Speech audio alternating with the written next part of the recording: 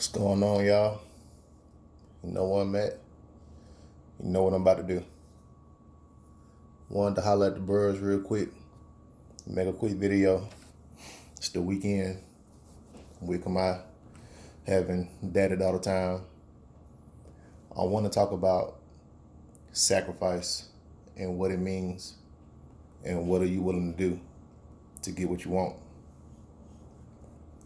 Now I won't go into detail about my situation or why I'm here or what I did to get here. But I made a lot of sacrifices just so I could spend these times that I have with my child, because over being a successful man, successful black man, getting in shape, working on my fashion game, all the stuff I talk about that makes you attractive to women, the thing that I value the most of all of that is fatherhood and the relationship that I have with my child. That's the most precious thing in the world that matters to me over anything else. Even when I was a fat slob, I was still number one dad. Even when I couldn't dress, I was still the number one dad, because that was my number one priority, and that's still my number one priority. Some of y'all might be going through a separation, or where you're no longer with the mother, and it might be sometimes where it might be hard to see your child. And I just want to ask you, what are you willing to give up to make sure that you have a strong relationship with your offspring, whether you and the mother are together or not? Because contrary to popular belief, and I think a lot of people are noticing this now, and maybe it's been noticed, but it's just not being said online like that, but relationships with fathers are very imperative. They're just as important as the relationship with the mother. We can't play the background no more. We can't be the silent partner anymore. We have to speak up as men and vocalize what it means to be an influence in our children's lives, because we've all known this, we've all seen this, but somehow we got led astray. The powers that be led us astray, had us thinking that single parenthood was the move, that having a child and during the pregnancy by yourself, raising a child by yourself is somehow a medal of honor. In actuality, it's not. No woman should have to go through raising a child alone, and no man should be alienated from his child, whether y'all work out or not.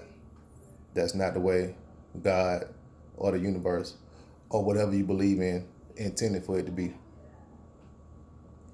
And it's special with me because I have a daughter. If I would have had a son, I'd be feeling the same way. But daughters are very delicate. And some advice I can give to the brothers with daughters when you're dealing with them: just shut up and listen. Your presence is more valuable than anything that you can give her, especially in those young years, because she's going through a lot of changes. She used to seeing your mom and dad together, and it might not be like that no more. Or even if y'all are still together, you still have to be present for your child. Yes, you got to give a game, instructor, put in structure, discipline her. That's what men do. The women are not supposed to do that. That's what we do. But you also have to, over all of that, you have to listen to her. Let her express herself. She's still navigating the world. Kamaya's 5 years old. She's still navigating the world as a 5-year-old. Is it rough? Yeah, because she spent the past 5 years of her life with her dad in her life every day. Now it's not like that anymore. So in the moment I get to spend with her, it has to be that much precious. So once again, I'm going back to sacrifice. What are you willing to sacrifice to make sure that your child will speak of you highly when they get older? Because you think they don't remember these moments now when they're young, but they do. They will. Especially with technology now. They can go back and document and look at pictures and look at videos and say, hey, my dad wasn't really there like that.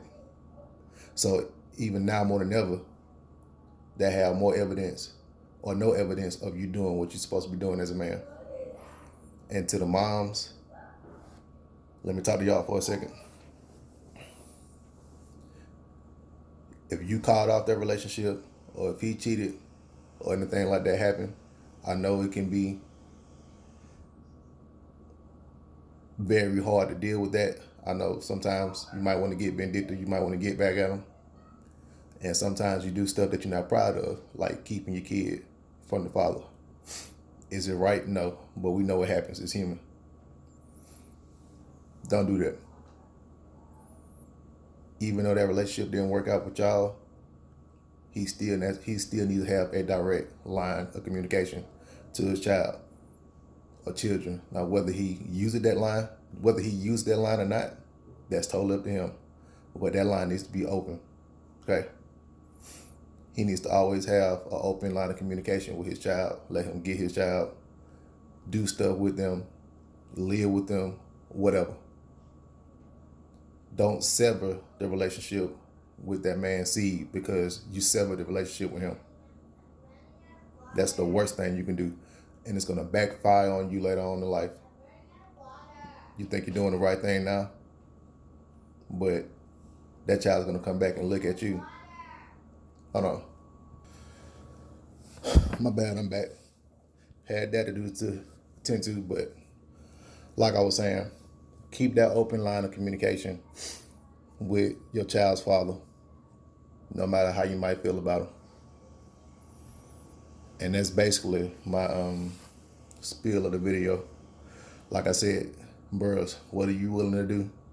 The sacrifice to get every minute of time you can with your child, because every second counts, every minute counts, every picture counts, every video counts, every phone call counts, every video chat counts.